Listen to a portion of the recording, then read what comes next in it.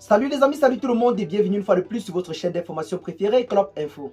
Aujourd'hui, on se capte pour une nouvelle note d'information du côté du Burkina Faso pour attaquer une fois de plus un sujet très brûlant actuellement au sein de l'actualité sociopolitique dans le pays.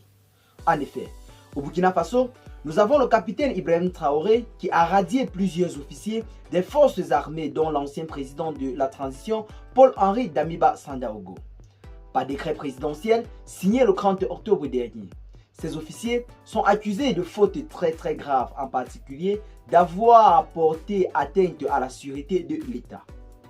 L'ancien président de la transition, le lieutenant-colonel Paul-Henri Damiba Sandaogo, ainsi que d'autres officiers concernés, sont accusés de fautes jugées très graves, atteinte à la dignité militaire, caractérisée par leur intention présumée de prendre les armes contre l'État en place, notamment le gouvernement du capitaine Ibrahim Traoré. 16 officiers au total ont tous été radiés officiellement de l'armée burkinabé. Ceux-ci ont été en quelque sorte mis hors d'état de nuire car dans leur grande majorité, ils résident du côté de l'exil, notamment dans les pays étrangers.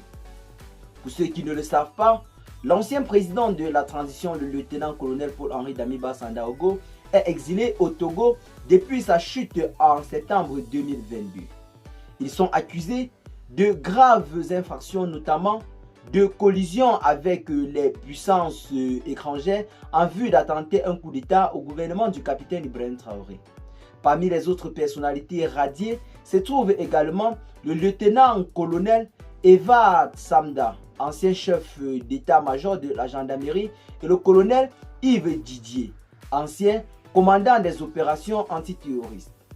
Les décrets soulignent par ailleurs la responsabilité de ces officiers dans une tentative de démoralisation de nos vaillantes forces de défense qui sont engagées jusqu'à ce jour sur le front contre les forces ennemies, notamment les forces du mal. Ceux-là qui, depuis des décennies aujourd'hui, ne cessent de troubler la quiétude de nos vaillantes forces de défense ainsi que de nos populations civiles.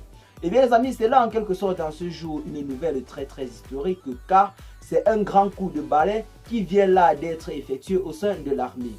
Nul ne peut nier le fait que l'influence de Paul-Henri Damiba Sandaogo du côté du Burkina Faso était véritablement très notable. Pour ceux qui ne le savent pas, il a tenu les rênes du pays pendant une période assez longue, donc soit près de 8 mois. Celui-ci a occupé le poste du chef suprême des armées ainsi que le poste de président de la République du pays, même si c'était que juste pour une période de transition.